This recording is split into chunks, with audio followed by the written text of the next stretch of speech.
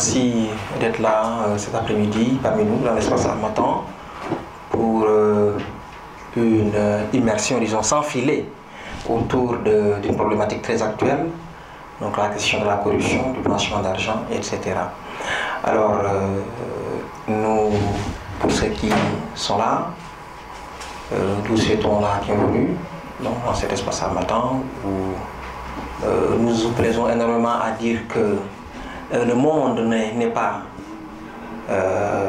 comme il semble être en réalité, parce que c'est pour cela que chaque semaine, chaque mois, nous posons énormément de débats autour de beaucoup de questions, beaucoup de problématiques. Et cet après-midi, nous nous rencontrons pour discuter autour d'un ouvrage extrêmement important qui vient en son heure, parce que figurez-vous bien, en 2010, on disait déjà dans un rapport que une personne sur 4 sur la planète avait recours à la corruption pour régler un problème. Et que cette question de la corruption a déjà coûté environ 1 billion de dollars à l'économie mondiale, et que donc c'est vraiment quelque chose d'extrêmement important. Dans des pays comme l'Afghanistan, la proportion était tellement élevée qu'on considérait que 25% du PIB du pays était volé, entre guillemets, par cette question, par la corruption et le blanchiment d'argent. Ce qui fait qu'aujourd'hui nous avons énormément de plaisir, le plaisir de recevoir M. Fred Eboko qui va présenter l'auteur et également présenter l'ouvrage. Mais également nous allons entendre l'auteur de cet ouvrage, M. Stéphane Ngelengele, qui a donc, avec certainement beaucoup de courage, accepté de parler de cette question très actuelle, mais également ô combien dangereuse, parce qu'ils sont tellement nombreux ceux qui sont corrompus. Voilà, donc sans plus tarder, nous allons donner la parole à M. Fred Eboko, qui va nous présenter l'auteur, et voilà. Alors, merci beaucoup, même si vous n'êtes pas très nombreux, je suis très heureux d'être là aujourd'hui. J'ai été sollicité il y a quelques jours pour faire cette présentation, donc j'ai dû avaler l'ouvrage avec une certaine frénésie, et je l'ai découvert avec beaucoup de plaisir. D'un point de vue éditorial, l'apparition de cet ouvrage ressemble à un coup de maître, puisque cette publication sort au moment où se déroule à Dakar le procès le plus spectaculaire et le plus médiatisé autour de la question de l'enrichissement prétendu illicite pour lequel M. Karim Wade est accusé. En réalité, ce procès n'est pas au cœur de cet ouvrage, mais représente néanmoins une illustration emblématique de la recherche de l'auteur sur la collision entre le mouvement global de lutte contre le blanchiment et le financement du terrorisme d'une part, et les dynamiques qui agitent les arènes politiques d'autre part. Cette interface entre ces deux dimensions, entre des référentiels internationaux et des exemples nationaux sur le sol africain, porte le projet du livre, une approche en termes de politique comparée, adossée sur le cas du Sénégal et celui du Cameroun. Disons quand même quelques mots sur l'auteur.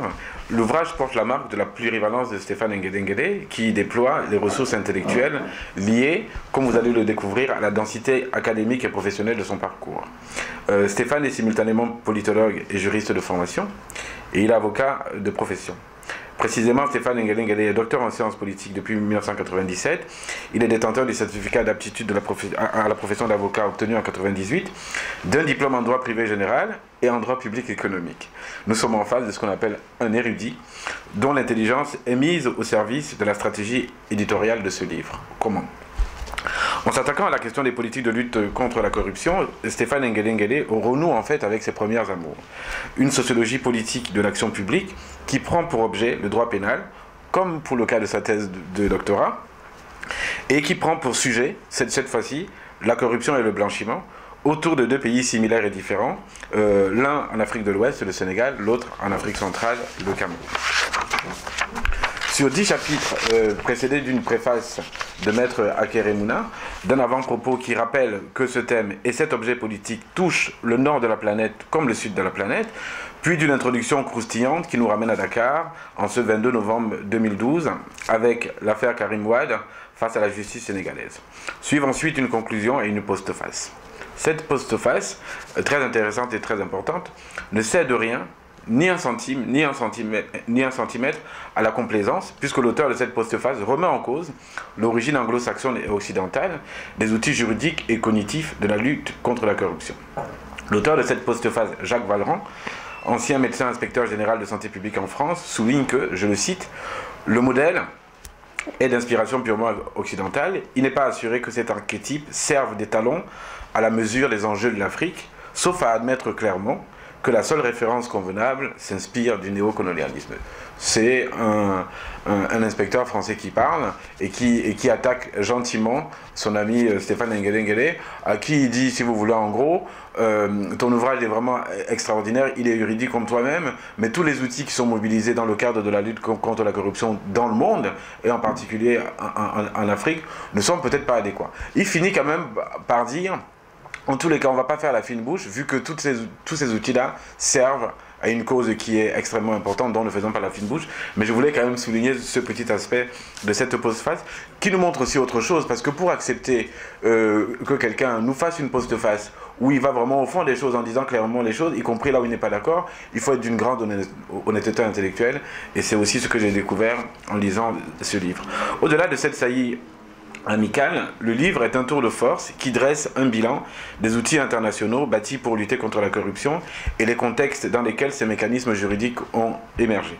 Le livre est construit de telle sorte que l'on puisse d'abord penser que les cas sénégalais et camerounais sont résolument inféodés aux desiderata de l'ordre mondial sur fond de lutte contre le terrorisme et le blanchiment d'argent dit sale.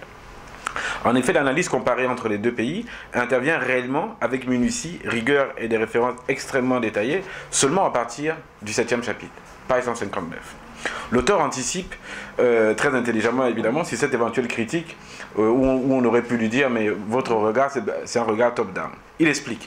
Plutôt que de décrire les politiques camerounaises de lutte contre la corruption et sénégalaise, nous avons choisi d'en reconstituer le processus d'émergence et de construction. Il s'agit de rendre compte des conditions d'institutionnalisation d'un système de réponse dans des régimes habituellement décrits comme rétifs ou incapables d'ériger la lutte contre les détournements publics en priorité de l'action gouvernementale. Page 57. Ce livre nous parle donc, pour commencer, d'un enjeu international articulé sur ce qu'on va appeler des joutes nationales. Pour autant, les jeux d'acteurs entre le niveau international et les sphères nationales sont d'une très grande complexité, autant chronologique que juridique, car toutes ces dynamiques sont entrelacées dans les arènes politiques dans lesquelles vous et moi nous vivons ici. Les conventions internationales interviennent dans des contextes qui ne sont pas des vides juridiques, puisque dans l'un et l'autre pays, le Sénégal et le Cameroun, les juridictions locales fondées sur le droit pénal rendaient déjà la justice en ce qui concerne les affaires de corruption.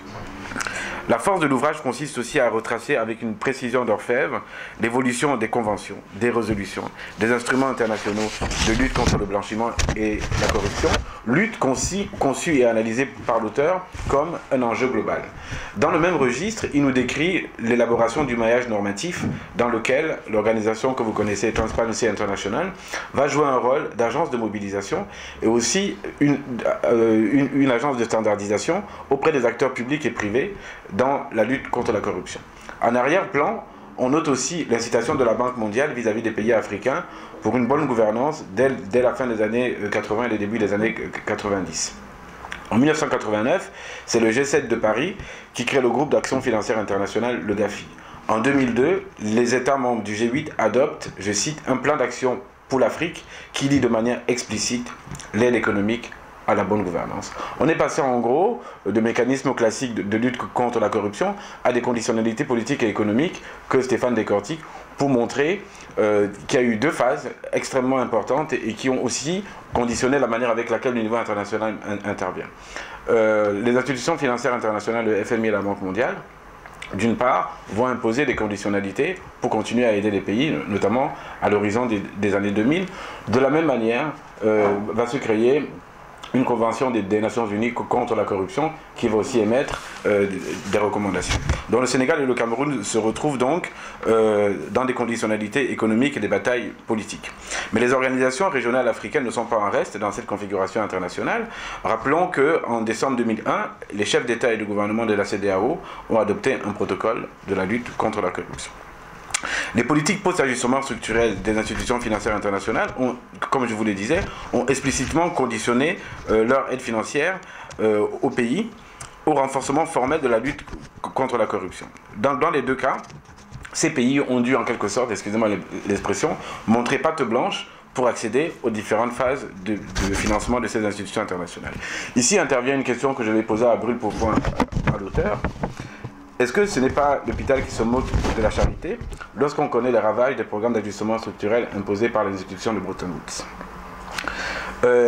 Est-ce qu'on n'est pas dans une injonction contradictoire, dans la mesure où on sait que l'impact des programmes d'ajustement structurel a d'abord été de réduire le périmètre de l'État, donc de réduire ses investissements, et a eu des conséquences tout à fait dramatiques dans tous les secteurs sociaux, que sont notamment l'éducation et la santé. Quand on les voit donc revenir dans le cadre de la lutte contre la corruption, j'ai aussi envie de demander à Stéphane, est-ce que finalement ce n'est pas un tout petit peu le pyromane qui s'est aussi transformé en pompier?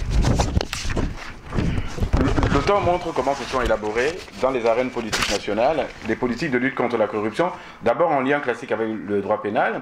Les pratiques de corruption ont toujours été assujetties à des juridictions classiques.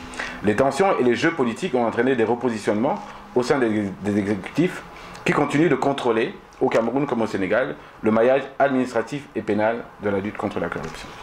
Dans les deux pays, une panoplie de structures voit le jour. Certains ont davantage une mission de veille et de prévention, n'ayant aucun pouvoir décisionnel réel. Par exemple, au Sénégal, en 2003 est créée la Commission nationale de lutte contre la non-transparence, la corruption et la concussion, qui n'a pas vraiment de pouvoir juridictionnel. En 2012, une loi vote la création de l'Office national de lutte contre la fraude et la corruption, l'OFNAC, doté cette fois-ci de pouvoirs d'autosaisine qui peuvent saisir directement le parquet. Notons avec l'auteur que l'OFNAC est directement rattaché au cabinet du président de la République du Sénégal. Au Cameroun est fondé en 1998, après des cellules interministérielles de lutte contre la corruption, sont créés l'Observatoire de lutte contre la corruption, puis la Commission nationale anticorruption, la CONAC. Structure dite indépendante, n'est-ce pas? Elle est néanmoins rattachée à la présidente de la République, qui en nomme le personnel. Alors, l'auteur nous rappelle que lorsque le jeune président Abdou Diouf arrive au pouvoir, il veut déjà marquer son territoire face aux barons de l'ancien régime senghorien. Il crée alors la Cour de répression de l'enrichissement illicite. J'aime bien cette précision parce que dans le contexte actuel, on a l'impression que cette cour a été créée tout à fait récemment pour des causes ponctuelles. Même s'il y a une réappropriation de cet outil, il faut quand même rappeler d'où il vient. C'est sur cette base juridique que s'appuie le président Macky Sall, qui a proposé le 21 mai 2012 la possibilité de transformer cette cour en cour de répression des crimes économiques et financiers. Au Cameroun, c'est une loi du 14 décembre 2011 qui institue, je cite, un tribunal criminel spécial pour connaître, lorsque le préjudice est d'un montant minimum de 50 millions de francs CFA, des infractions de détournement de deniers publics et les infractions connexes prévues par le Code pénal et les conventions internationales ratifiées au Cameroun.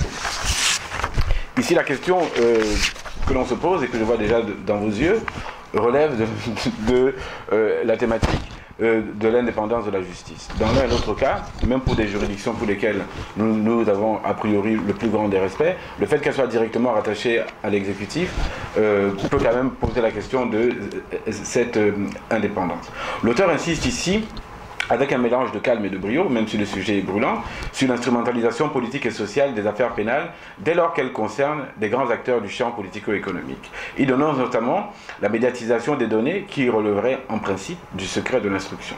De ce point de vue, les arrestations spectaculaires de dignitaires camerounais ou la mise sous mandat de dépôt de M. Karim Wade et ses co-accusés et les investigations les concernant présentent des illustrations intéressantes du propos de l'auteur. Je le cite, « Ces brouillages et cette béance dans le dispositif symbolique de légitimation de la lutte contre la corruption et la prévarication signent, à notre sens, l'échec ou, à tout le moins, l'essoufflement des politiques initiées. » Fin de citation. La conjonction entre la profusion de ces outils internationaux et la constellation des instruments mis en place au plan national, au Sénégal comme au Cameroun, dessine un champ où le droit pénal est sans cesse mobilisé pour se conformer à l'ordre global ou à l'ordre national.